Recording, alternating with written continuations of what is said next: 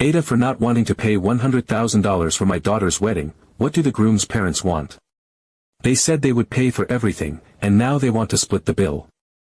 So, this might be a bit of a long one, but I need to get it off my chest. I, female, in my 50s, have 3 daughters. All amazing in their own way, all strong-willed, all opinionated, all independent, exactly how we raised them to be. The youngest of my 3 just got engaged, and instead of feeling the excitement and joy I felt with the other 2 weddings, I'm walking around with this pit in my stomach that I can't seem to shake.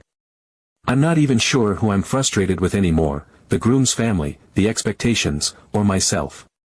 So I need some perspective, and maybe even a little emotional gut check. When my first daughter got married in 2021, it was the height of COVID. Everything was smaller then, guest lists, venues, budgets, expectations. She and her now husband had a beautiful wedding that we managed to pull off for around $15,000. And honestly, it was magical. There were only 75 guests, but it felt warm and personal and so full of love. It was held at a gorgeous outdoor venue that had just reopened, and we got insanely lucky with vendors who were giving steep discounts just to get business again. My daughter picked a simple lace gown, did her own makeup, and had a friend do the flowers. I remember watching her walk down the aisle and thinking, this is it. This is everything a wedding should be. She was over the moon. She still says it was the best day of her life. She didn't feel like anything was missing. After that wedding, we reaffirmed with all 3 daughters the same thing we had told them when they were younger, that we would give each of them the same amount of money for their weddings. Fair is fair. It didn't seem like a big deal at the time, and everyone agreed that it was a good system. No drama. We weren't rich, but we had saved, and we felt it was important to offer something meaningful to help them start their new lives. Fast forward to now. The youngest is engaged, and things are very different. Her fiancé's family is more traditional. And by traditional, I mean extravagant. They believe weddings should be these grand, formal, multi-course banquet affairs with crystal centerpieces, a live string quartet, and imported roses flown in from wherever roses are fanciest. From what I've gathered, they've been dreaming of this huge wedding for their son since he was a baby. It's not even coming from him, he'd probably be just as happy with something low-key. But the moment that ring went on my daughter's finger, it was like a machine kicked into gear on their side. Suddenly there are talks of a guest list nearing 250 people. Of a cathedral ceremony followed by a ballroom reception. Custom calligraphy invitations. A dress that costs more than my first car.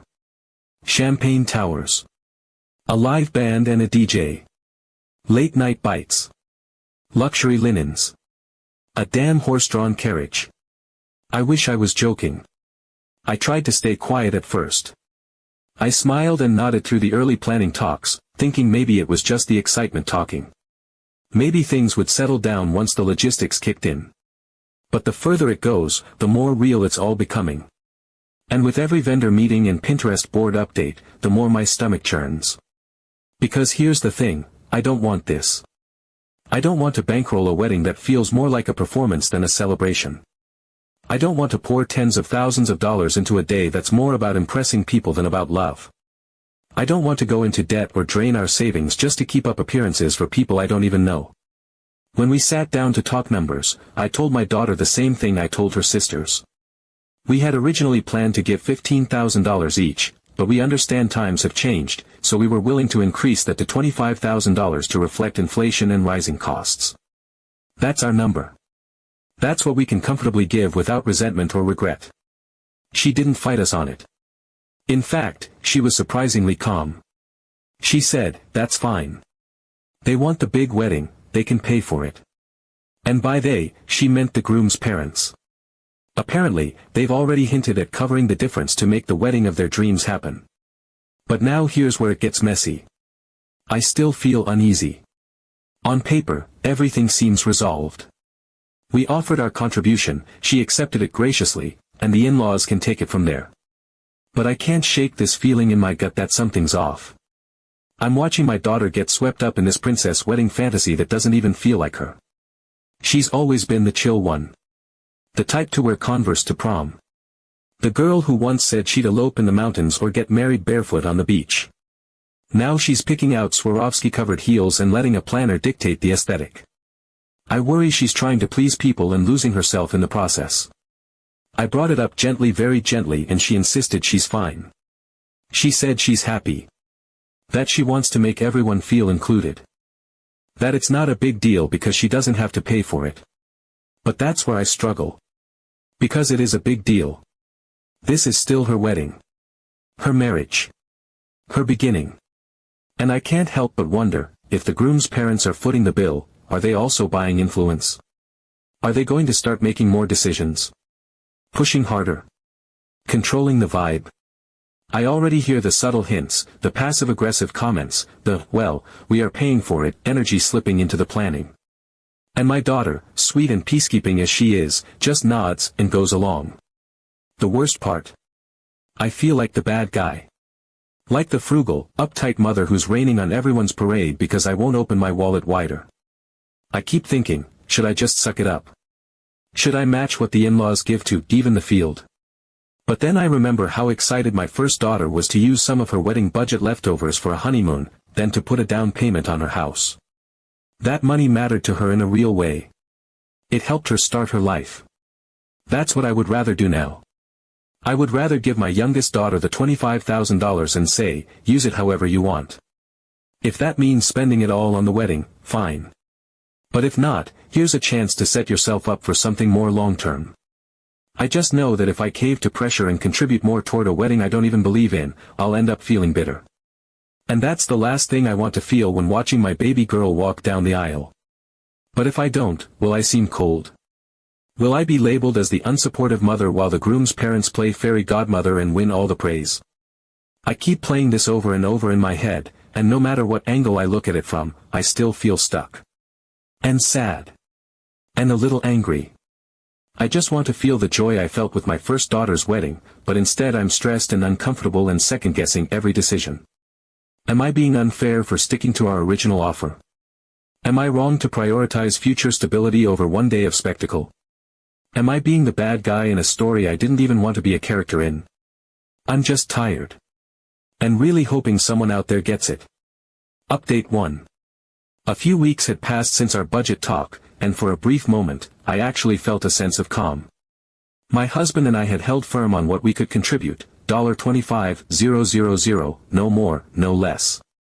We weren't demanding control over anything. We weren't dictating colors or venues or menus. We simply said, this is what we can offer, and you're free to make your own choices with it. Our daughter accepted that. She even reassured us, telling us not to worry, that she didn't expect anything more, and that the groom's parents were happy to take on the rest since they wanted something bigger and grander. So we stepped back. For the first time in weeks, we exhaled.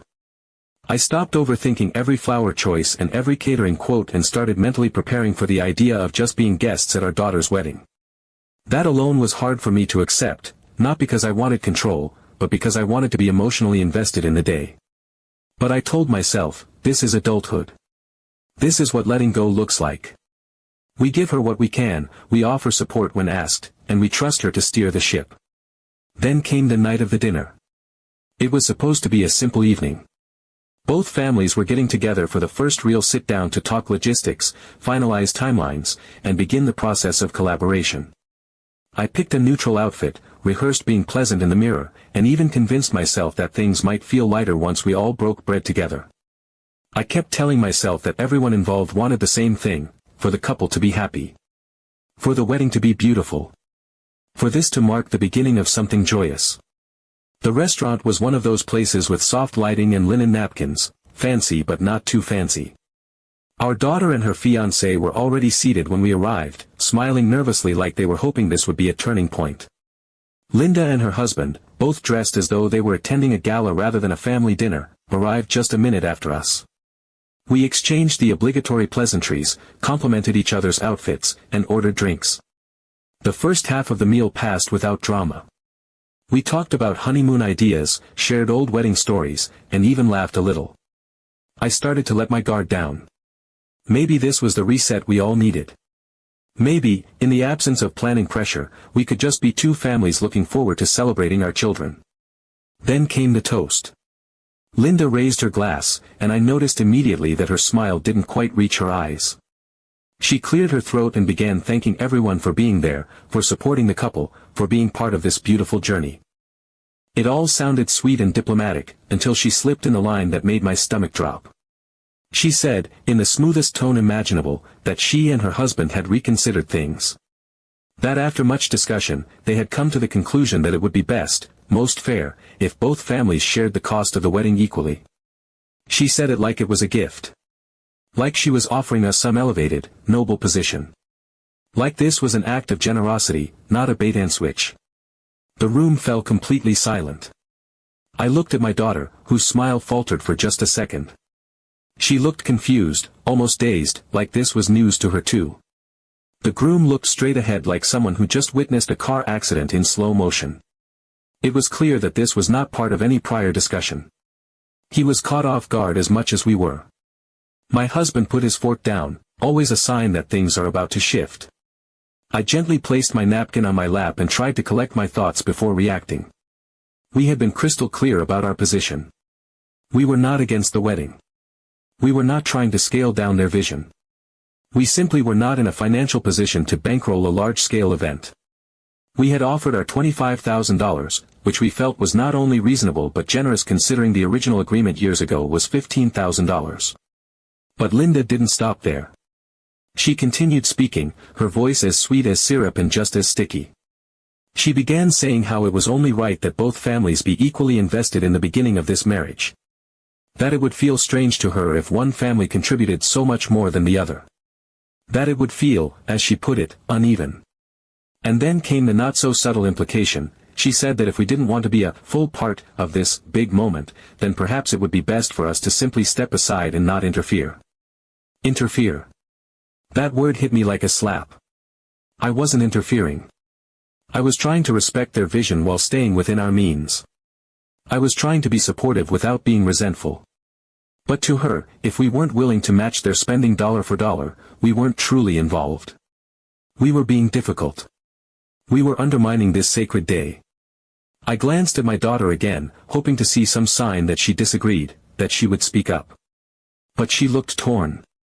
She was caught between two families, two worlds, and I could see the emotional gymnastics behind her eyes.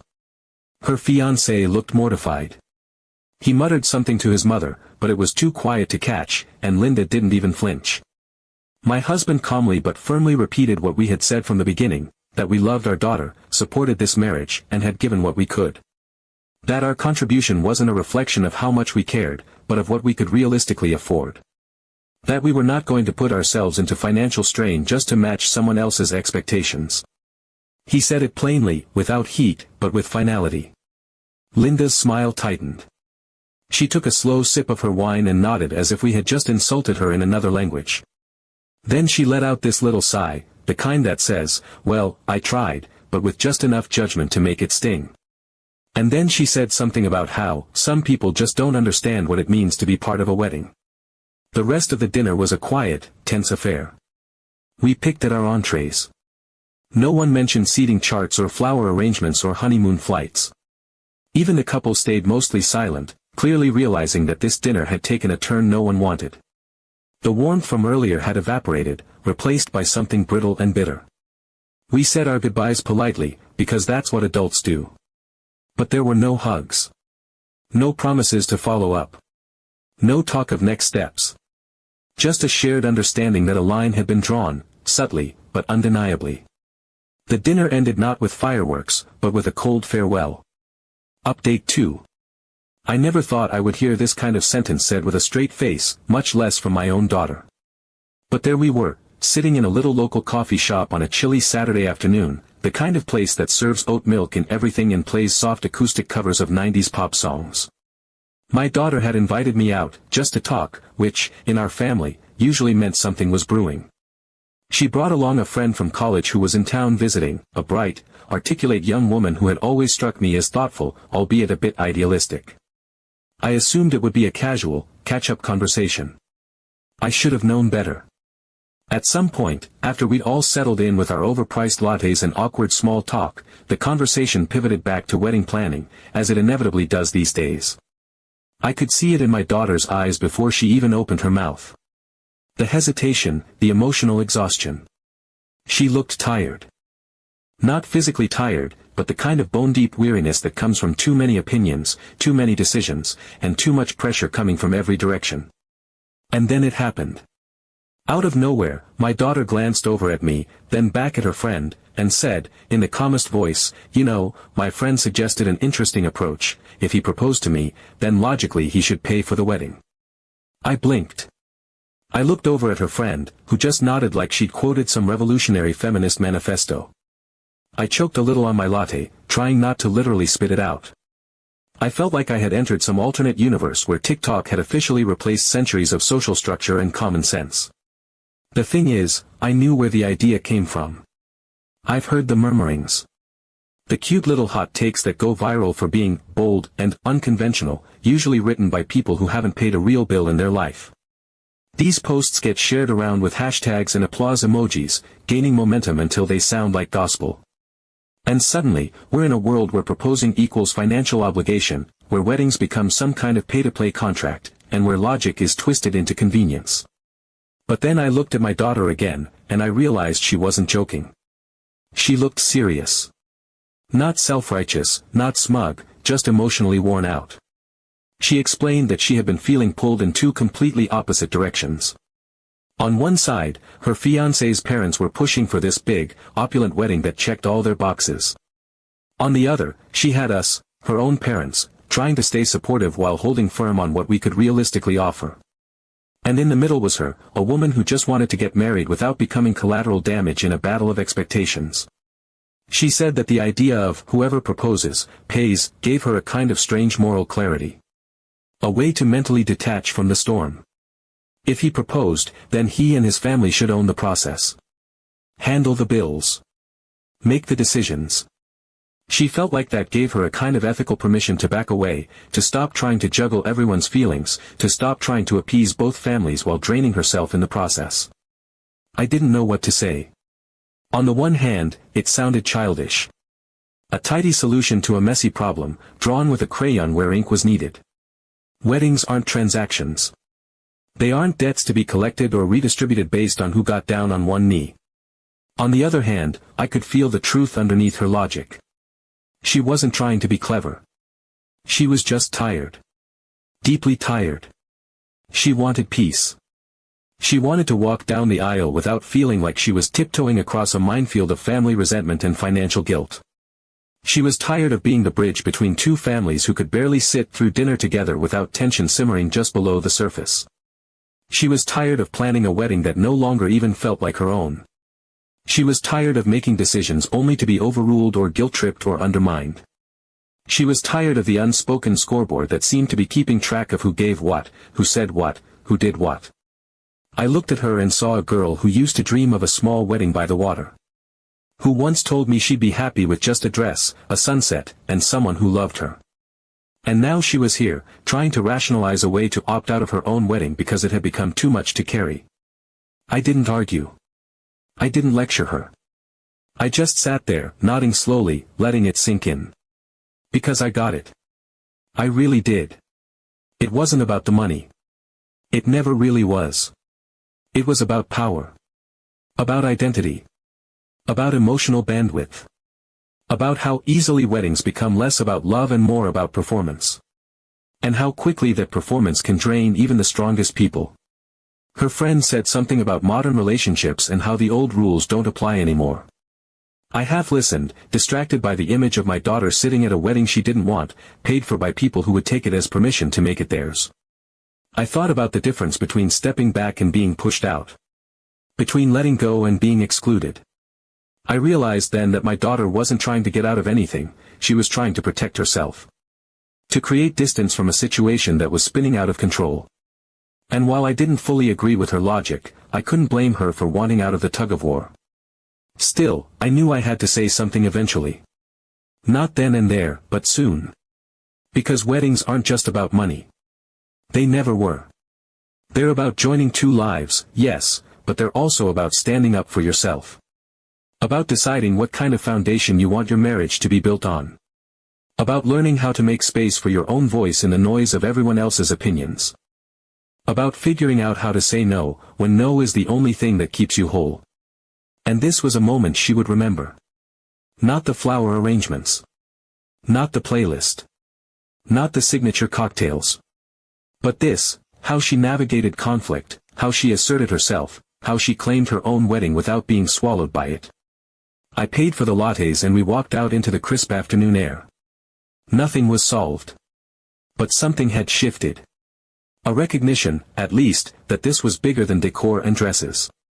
Weddings are not just about the budget, they're about choices, compromises, and boundaries that need to be set. Update 3. Last Saturday, something shifted. And it was the kind of shift you don't expect when you've been stuck in the same cycle of stress, confusion, and passive-aggressive text messages about color schemes and cocktail napkins for weeks on end. This time, it wasn't another vendor meeting. It wasn't a passive invitation to a group chat filled with links to outrageously priced decor. It wasn't Linda sending Pinterest boards with themes titled things like Gatsby Elegance or Timeless Opulence. No, this time, the groom himself asked for the meeting. He wanted all of us in the same room, both sets of parents, just us and the couple. No planners, no stylists, no distractions. And to be honest, my husband and I didn't know what to expect. We half worried it would be another round of subtle guilt-tripping or a last-ditch effort to persuade us to throw in more money, or worse, to compromise, in that way where one party gives everything and the other gives nothing. But what we walked into was completely different. We met in the groom's apartment, a neutral zone with just enough chairs for everyone and no performative ambience. My daughter looked a little nervous but calmer than she'd been in weeks. Linda and her husband were already there, sitting quietly, oddly subdued. And then the groom, who had been something of a background character in all this wedding madness, kind and supportive but rarely vocal, opened the conversation. And the first thing out of his mouth was this: I think we've all forgotten a little bit what this wedding is for. It was quiet for a moment after that. The kind of quiet that doesn't demand a response, just reflection. He looked tired. Not just physically tired, but emotionally wrung out, the way my daughter had looked in that coffee shop a few weeks ago. His suit was wrinkled, his shirt half untucked, and there was this weight in his voice that made it clear he wasn't delivering a speech rehearsed in the mirror. This was raw. This was real. And then, finally, we had a conversation. A real one. No budget spreadsheets. No floral arrangements. No side eyes about who was doing more or spending less. Just a circle of adults talking like adults, stripped of all the noise and pretense. We talked about how we, the parents, had started to feel pressured, exhausted, disconnected from the celebration we were supposed to be excited about. I shared how I had started dreading every new email thread about logistics, how I feared resenting the day that was supposed to be joyful. My husband admitted that he had stopped even reading the updates because every message seemed to bring new costs and new complications. The groom opened up about how he didn't want a flashy wedding. That he wasn't interested in making a statement or impressing people. He just wanted to marry my daughter and celebrate with people who mattered. He admitted he had gone along with his parents' vision because it was easier than saying no. Because, like my daughter, he didn't want to disappoint anyone. My daughter finally spoke about how lost she had been feeling. How hard it was to find herself in the midst of everyone else's dreams. She said she didn't know who the wedding was for anymore. She had gotten so caught up in the chaos that she forgot what she wanted in the first place.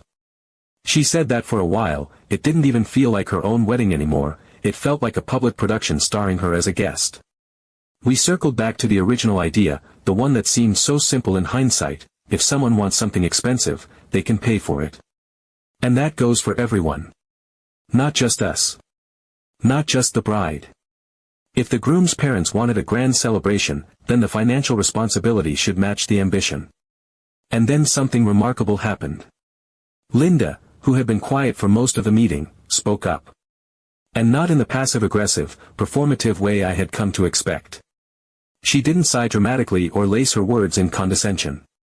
She just said, "Okay. If we want it, we'll pay for it." And she meant it. She admitted that she got swept up in the excitement.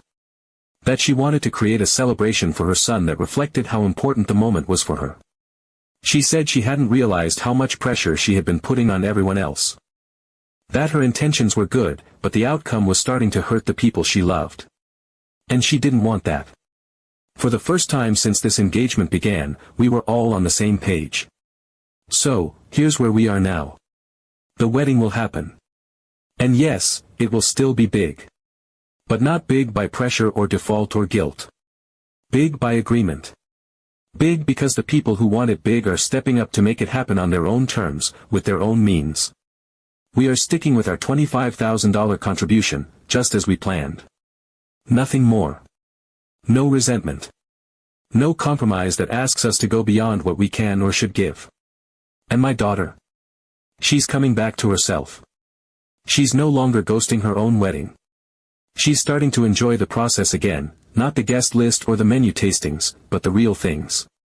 She's thinking about how she wants to spend the morning of the wedding, peaceful, surrounded by her sisters, listening to the music that makes her feel grounded.